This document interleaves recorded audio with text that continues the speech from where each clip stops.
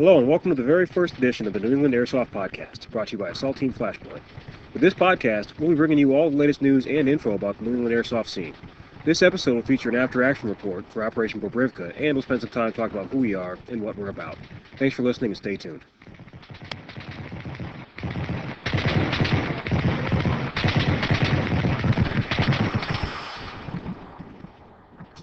Hey guys, this is John, team leader for Assault Team Flashpoint. I'm here with my Alpha Fire Team leader, Anthony Fusco.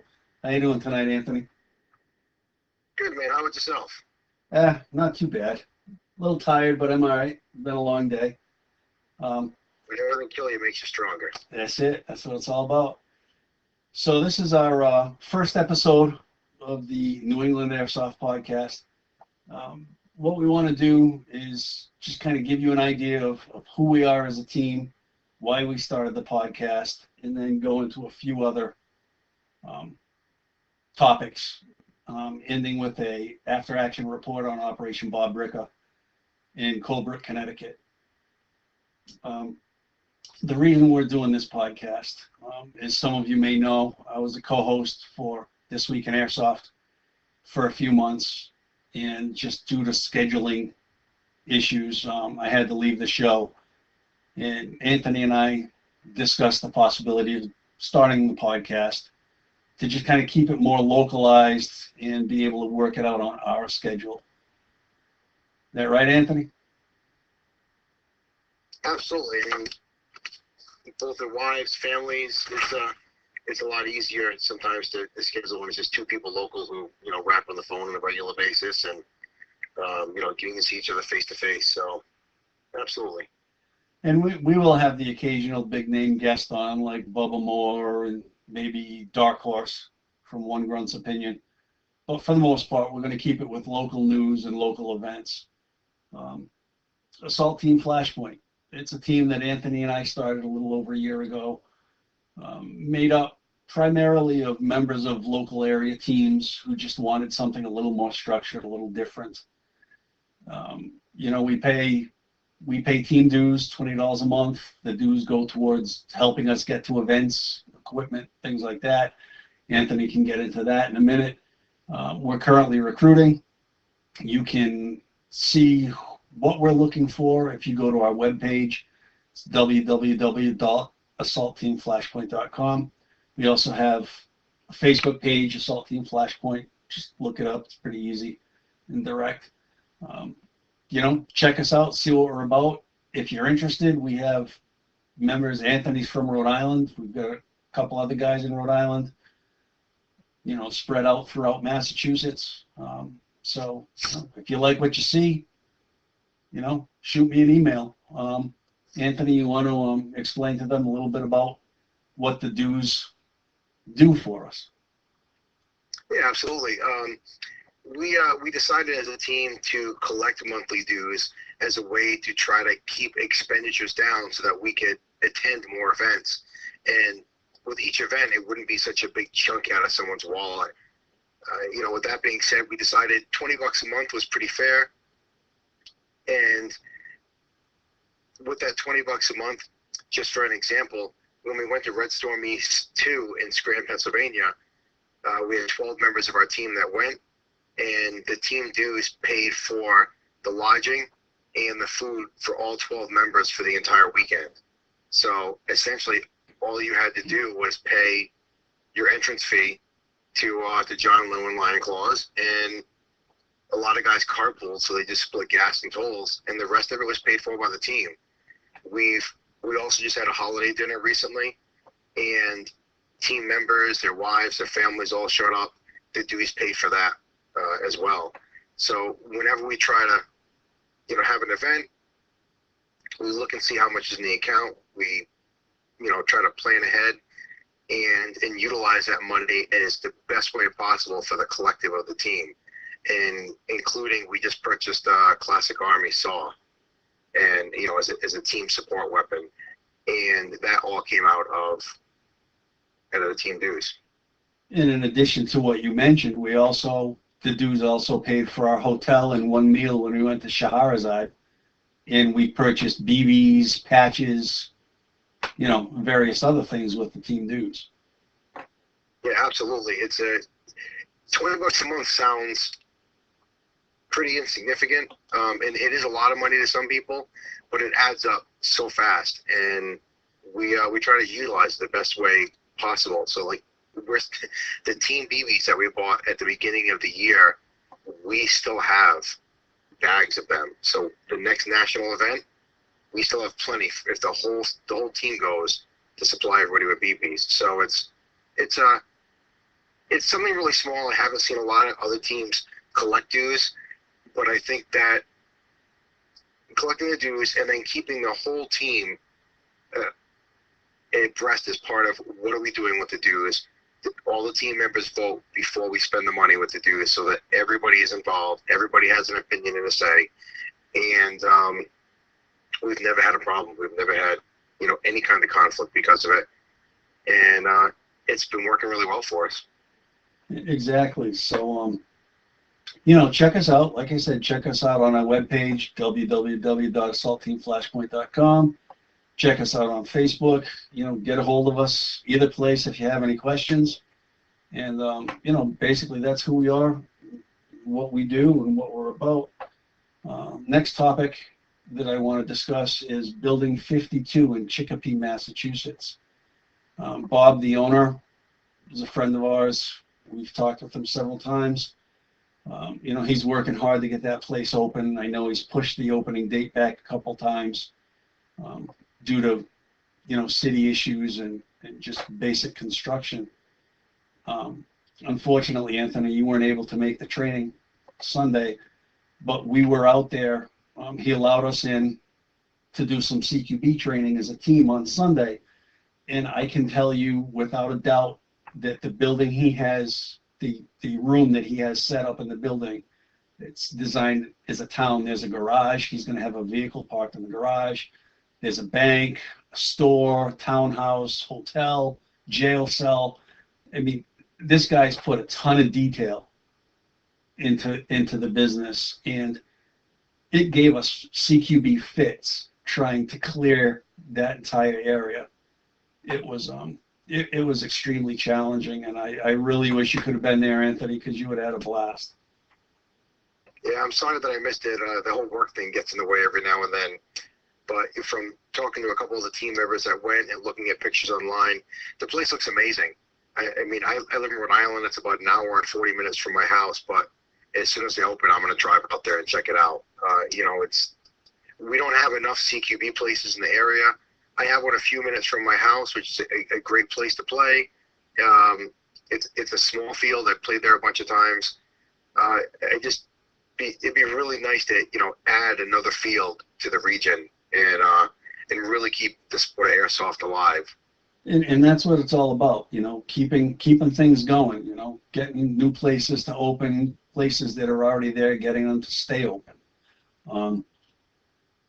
Right now he's got the one room done. He's got 2 more large areas to build. And when this place is done, it's going to be a great place. The one that he has set up now is like a town, like literally a town. Alleys, streets. I mean, really great job on it. Then he's going to have another section of the building that is all done more like an open field environment, with trees and things like that. And then another section he's going to have like a boat dock with actual boats in there, like a marina, more of a setup. So, I mean, this guy's really putting a lot of thought into it, a lot of effort into it. And it's going to be a club. It's not necessarily a business. It's an airsoft club. So you'll pay a monthly or annual fee, and then you'll get so many game nights, in that membership, and then your premium nights, you'll pay a fee to play. But, it's definitely going to be worth checking out. That's also on Facebook. It's Building 52, and just check that out. He's got some good ideas. He's got a good concept going, and we just got to make sure that he kicks it off well.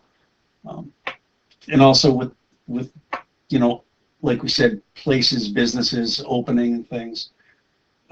Citadel 3.0, we've been hearing a lot of rumors about that, and hopefully, we get some solid facts on it. We know Shaggy. We've had a relationship with him in the past. We wish him all the luck in the world. And I really hope that he can open this place and really give the airsofters in the area another quality place to play. Absolutely.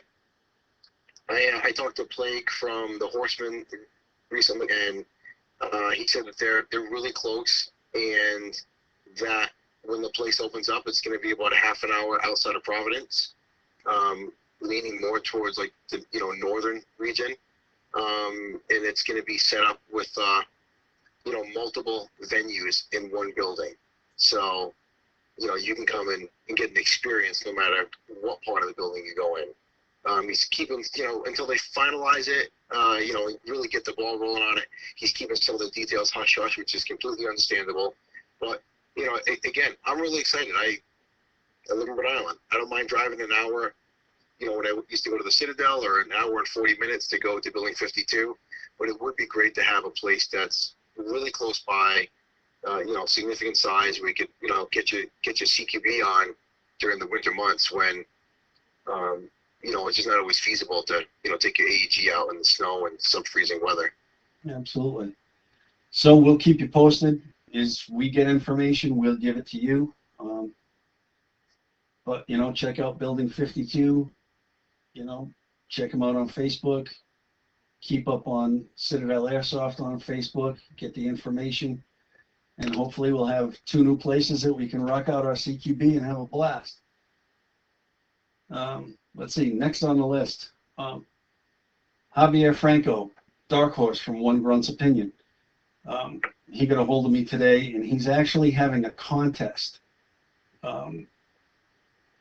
When he hits 1,500 Facebook likes and 1,000 likes on Instagram, or 1,000 followers on Instagram, he's going to choose one person to join him at Operation Broken Home 3 next year in Oklahoma. Basically, he's going to pay for your ticket for the game, and he's going to pay for your hotel to go out there and run with the Dark Horse and his crew. If you don't put in for this contest, you're nuts, man. That is going to be an incredible weekend for whoever wins that trip. Yeah, I'm on his Facebook page right now, and he's already more than halfway there for likes. He has 884 likes, and I'm sure once people get a hold of this contest, it's going to be nothing for people to add. Just click that button, get involved in the contest, and what an opportunity. Yeah, and so, how are you going to win this? Well, this is what he needs you to do. He needs you to like the One Grunt's Opinion page on Facebook and become a follower on his Instagram page. He wants you to like this post. The post, I added it to Assault Team Flashpoint's Facebook page too. I shared it with that page so it's easier to find. So like the post, share the post, and when you do comment on the post, and you have to comment, I want to go to war with Dark Horse. Do that, you'll be eligible to win, and hopefully you'll somebody we know will win that trip, and then we can have them on the show and talk to them about how cool it was. And hopefully in the not too distant future, we'll have Dark Horse on the show. Maybe he can tell us about it. You get it straight from the source, and have some questions for him for his One Grunt's Opinion page. So, all right, well, next on the list, after action report for Bobriwka. Operation Bobriwka is a Black Sheep MilSim event. And it was in Colebrook, Connecticut a couple weeks ago in October. We attended as a team, and it was a fantastic 350 acre approximately, right, Anthony? Yeah, I think it's about 300 acres, American Ukrainian campground that was set up in the mid 1950s. It's used by the Scouts a lot. They do all sorts of different like educational things there, and it's a great terrain because it's got a combination of like open ground, woodland, thick brush, thin, hills and valleys. There's streams, there's rivers, there's some structures on the camp. There's a lot of great places that if you find them, there's some overwatch areas where you can definitely snipe a whole squad without them even knowing you're there. A lot of ambush points too on the dirt roads. Absolutely, tons and tons of ambush points. And going in October was like the perfect weather. A little chilly in the morning. Once you start getting running around, you're just completely comfortable. Yeah, you didn't sleep in a tent Friday night, dude. Yeah, sorry. I slept in a nice warm RV. I'm sorry. Yeah. The thing that was really cool about this game, though, is that the objectives, it wasn't a terrain-based objective game. It was, you had, as with, most Black Sheep games, they had lights and flags placed around the field that your particular team had to turn on the particular colored strobe, green for green, and I think it was like an amber color for the tan side. And that was part of how you gained your points, is the refs would drive around the field at particular times, they'd score points. But also the main objective was in 3 parts. There was a pilot, and what were the other 2 parts of it? Oh, the gentleman, the dummy in the pilot suit was a general, and there were two foot lockers. Okay. And you had to have all 3 of them and move them from one point to the next point, which was like one flag point to the next flag point, and in order to get any kind of points for your team. Right. And it sounds easy, but it was not, because at the same time, when you had that, not only were you fighting against the other team, but Black Sheep's up for their house team was up for, and they were trying to take it back to neutral territory. Right. One thing I have to say that was simply amazing is I kept wondering to myself at the beginning of the event, how are people going to keep track as to how many times we go back and forth? Because it's 300 acres, and I think the second day there were 9 sites. But they had refs going around in RVs. Yeah, and the game was run very, very well. Absolutely. Yeah, absolutely. And I think at the end of day 1, I mean, it seemed like Saturday, every time we got into a firefight as a team, we were heading off it with OP4. I don't know how we did it, but every firefight seemed to be with them. They were definitely a formidable opponent, because they rolled us a couple times. Yeah. We did damage, but they definitely they're definitely a good team, and we even went against the whole of the army a couple of times too. Yeah. Happened to be in the right place at the wrong time. Yeah, or the right place at the right time. It all depends on how you look at it. Yeah, absolutely. It was a great venue. And I think that at the end of the day segment Saturday, because there wasn't really a break, so to speak, there wasn't a scheduled break, but like at the end of the daylight portion of the game, I mean, we were the green team, we were Alpha Company, and we were getting our butts handed to us. Bravo Company definitely had the edge in points when the sun went down. But it seemed that once the sun went down, I mean, we gained a bunch of traction as Alpha Company.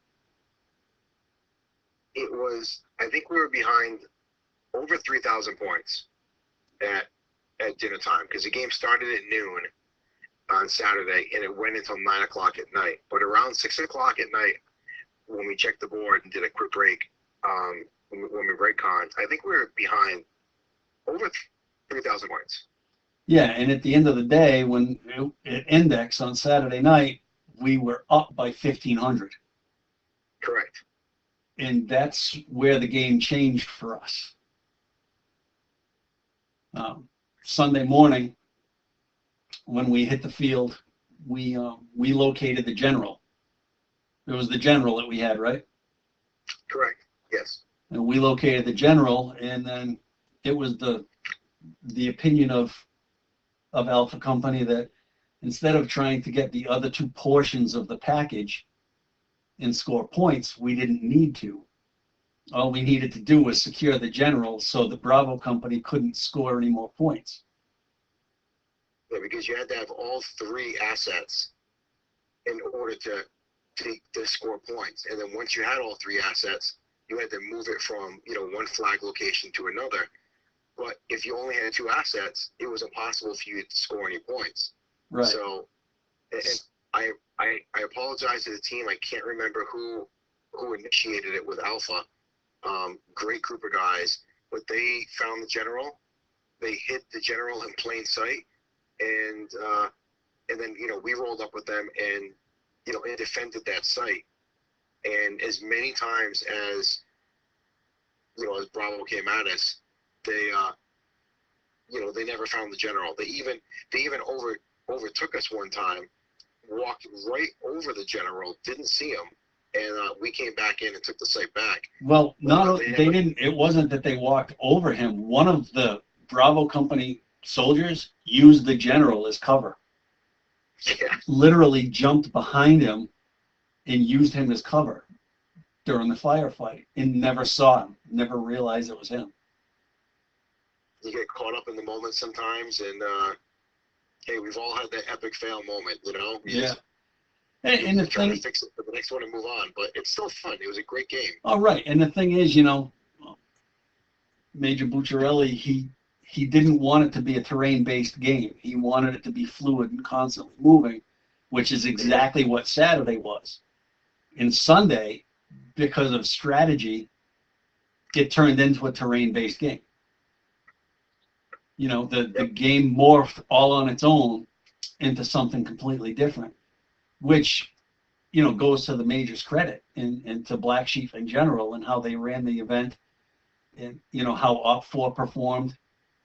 It goes to their credit that it was such a dynamic game.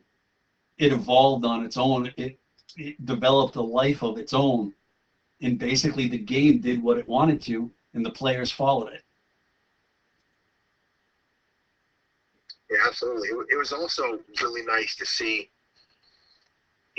I feel like on Saturday we had a lot of great teams out there, and everybody was trying to get the assets and move the assets around the field. And on the first day, Bravo was better at getting all of their teams to communicate and work really well together. And it's not to say that Alpha didn't do the same, but I think Alpha really shined, and Saturday night, and then on Sunday we were just a tight cohesive unit, and good communication, worked really well together, but at the same time, you guys on Bravo that come over, they sneak up on you, they take you out, people are high-fiving each other, people are shaking hands, they're giving each other fist bumps, and I mean there was such good sportsmanship in the game. It's nice to see that. I hope it keeps up. I hope that it sets the tone for for new and younger players that are coming into the game to follow suit, because Right. that's what really makes the game is people working together and and playing fairly. We've all been hit before and didn't realize it. I'm sure there's not many people out there who can say, "Oh, I've called every single one of my hits ever." Right, but complaining and there was no confrontation between players. There was none of that. It was everybody got along. Everybody, conducted themselves as professionals. To Absolutely, put it that way. absolutely. But if you go back to the gameplay, if you think about it, on Saturday, Bravo Company worked as a solid unit. Like everybody worked together to meet the objective and accomplish the mission. And then when you get into Saturday night, when it's dark, small squad tactics are more effective at night because of the noise factor. You know, 5, 6 guys can move through the woods a lot quieter and a lot quicker at night than 30 guys. So I think that's where the tide started to change. You know, under the cover of darkness, smaller units work better. We experienced that ourselves when we went to the, was it the chapel? And Lionel and I basically walked through the tan team and went and changed the light and the flag. Well, and when you did that, we provided cover for you, and you know, the whole rest of the team, I just took everybody and walked them into the edge of the shadows. Right. And tan team walked right past us, and I was like, "Don't fire, nobody, right. nobody fire. Let them just walk right by." Right, and that's what I'm saying. We were 8 guys, and they were, you know, the you know, Bravo Company and Op 4 was there as well. Yep. You know, so the cover of darkness is what helped us with the small units. And then Sunday, you know, finding the general itself, then we gelled as a team. Then we set up a perimeter and did what we had to do, and we were able to hold on to the victory. And Sunday wasn't a cakewalk by any means. No, it was hard. There was a lot of plastic flying. I mean, I can remember getting hit once, and you know, moving off to be medic, and I go back to my spot, and I'm not even back in the prone position, and I got hit right in the nose. Like I didn't even get to set myself back up, and I got popped again. I mean, there were some intense firefights there. Absolutely, and I like the fact that we can use smoke on the field too, because you know, it was done tactically, and it just adds to the element of the game, especially when you've been sitting there for half an hour. You know, you're defending a position, you're just standing fast, and like, oh, there's smoke.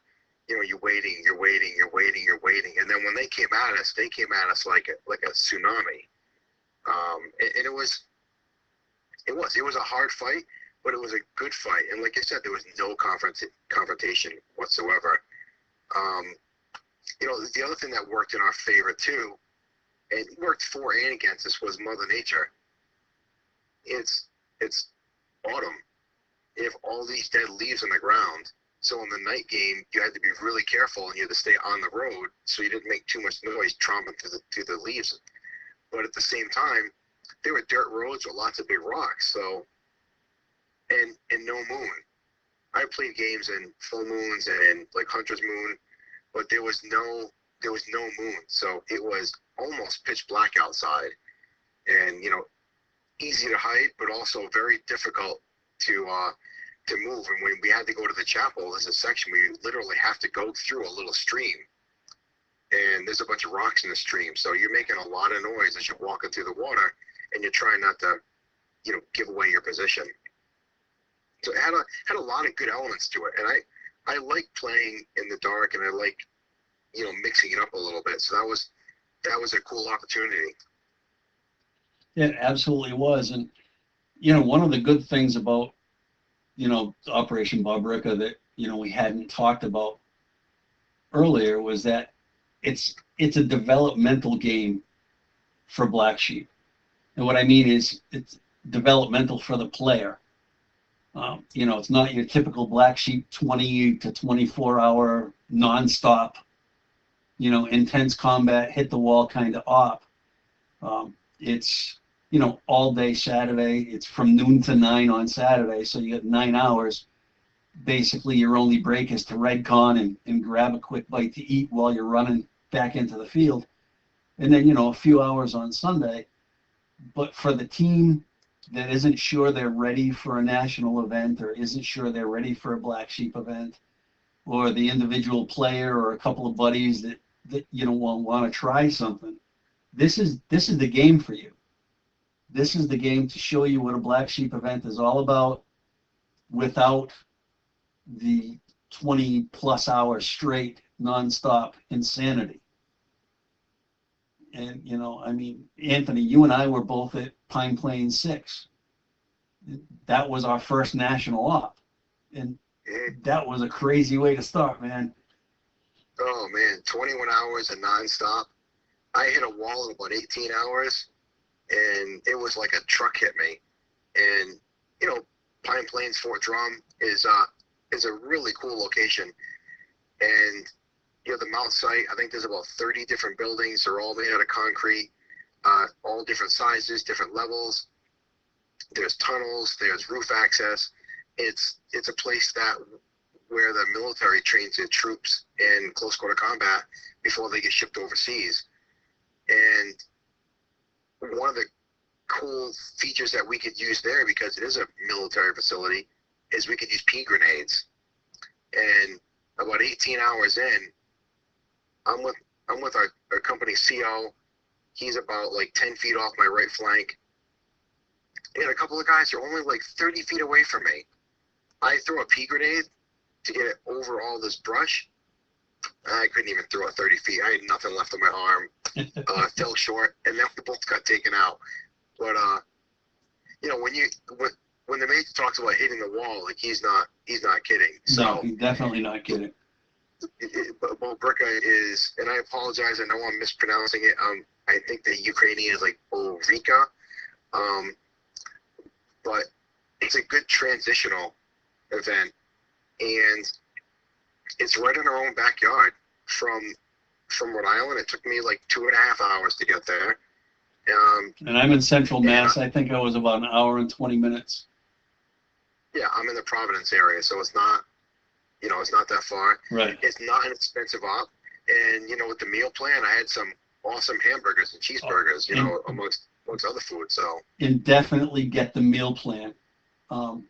You know, it's decent food. It serves its purpose kind of food, but as we can attest, there's nothing nearby.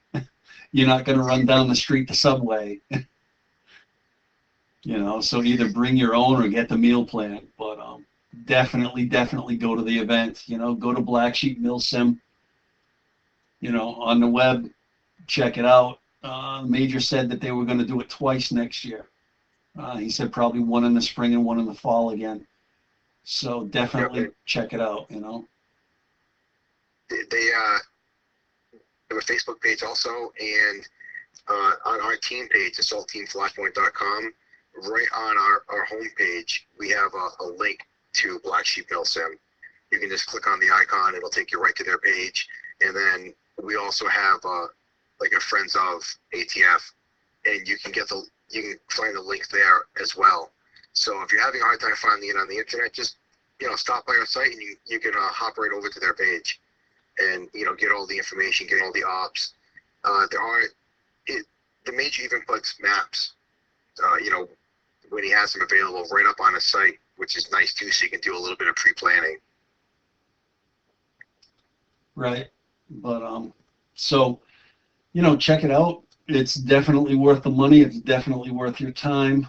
Don't think you're not experienced enough to go, because any experience level can go and have a great time at this event. You'll learn a lot. You meet a bunch of great people. You know, the major runs an awesome event. I mean, the stuff that he does, the way that he runs it, it's just fantastic.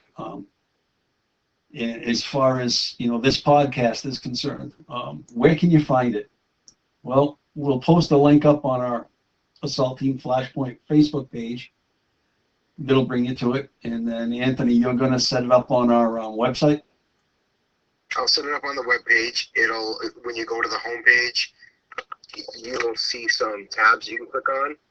And if you move your mouse over the gallery tab, some sub tabs will pop up, and the link will be right there.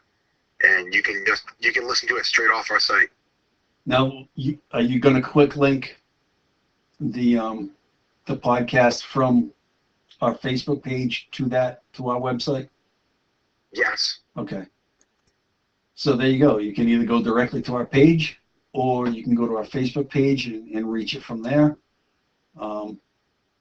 We'll be doing these we'll put one out probably every 2 weeks.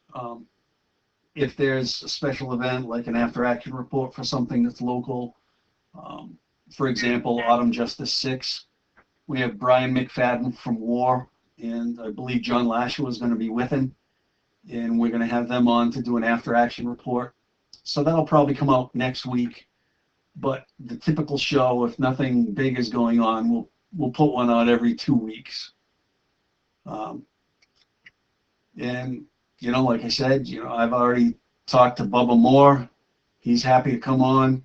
We'll try to get Dark Horse on here. And, you know, get a few big names, but mostly I want to hear from, you know, local teams.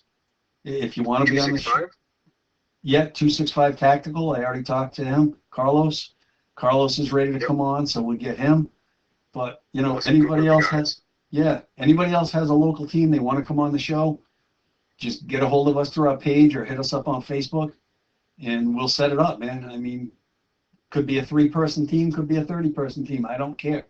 You're a local team, you want some exposure, let me know, man. Everybody's welcome. You got anything else, Anthony?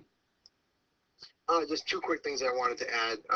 Just stepping back a second to the major and Bobriwka.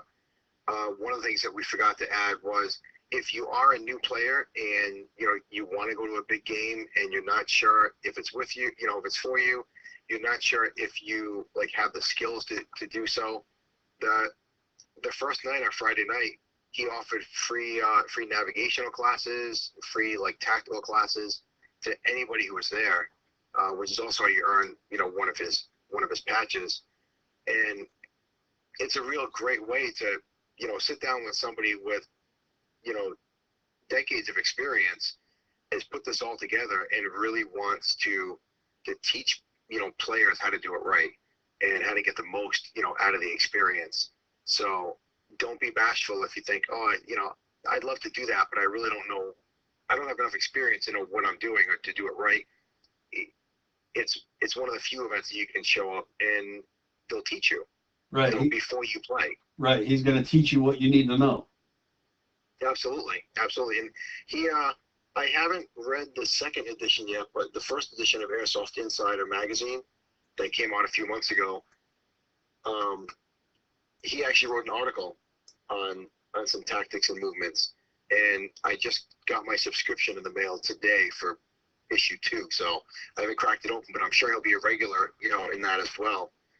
The last thing that I wanted to add is you talked about recruitment earlier, and for anybody that wanted to find the recruitment page on our website, when you go to www.assaultteamflashpoint.com, just go to the More tab that's all the way to the right. Highlight that, and then you'll see the recruitment that'll pop up down below it. And not only do we have a program for full-time members who are 18 and over, but we also have a cadet program for members who are players that are interested that are the ages 15 to 17. And all of our contact information is on that page, as well as you can send John and myself a message right from the webpage. It goes directly to us for any questions or comments or concerns you might have.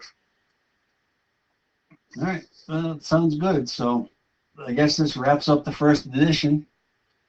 And like I said, Awesome. No, go ahead, Anthony. Oh, I was just saying awesome. And, like I said, we'll get the guys from War, the Worcester Airsoft Regiment, on next to give you an AAR of Autumn Justice 6. And, we'll have some more local news, maybe an update on Citadel 3.0, update on Building 52. And, things are slowing down for All-Star since it's an outdoor field, but in the springtime, we've got some cool stuff planned that we're going to be doing, helping those guys out in the spring. And that's a great little field to go and play at. I think, what is it, $15 on Saturday nights? Yeah, $15. It's a nice field. Started as a paintball field, lots of natural cover, lots of man-made cover structures. Some of the structures are even 2 stories tall for Overwatch and for sniping. It's a great little field, and it's where we held Deliverance too, back in August. Yeah, I mean it's a lot of fun, great guys. It's affordable. It's an outdoor field. Just a great bunch of guys, great place to play. You got to check that out in the spring. think they're still having games for a little while longer this year, but I don't see them going on too much more. I know Brian McFadden said that he wants to try and go all winter, but once the snow flies, I don't really see that happening. Just trying to get back there to play would be nearly impossible. But hey, if they can keep it going all winter, that's all the better for us. But so that's it for this week. We'll see you next time, and like I said, just keep slinging the plastic and having a blast. And Anthony, I'm sure I'll talk to you soon. Absolutely. Thanks for having me on the show, and we look forward to hearing from local teams and what's going on with you, and let us know. We'd love to have you on the show. All right, guys, we're out of here. See you later.